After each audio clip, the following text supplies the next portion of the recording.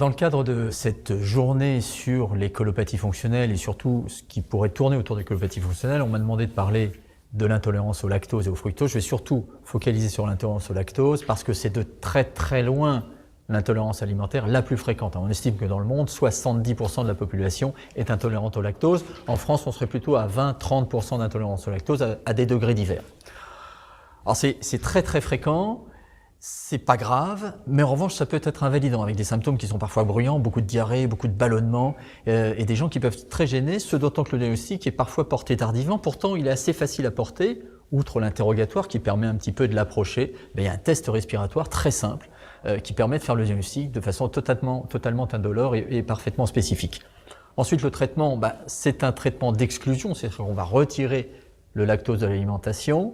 C'est assez facile pour tout ce qui est produits laitiers, on le conçoit aisément. En revanche, on sait qu'il y a du lactose caché dans des plats cuisinés, dans des sauces, dans des pains, des charcuteries.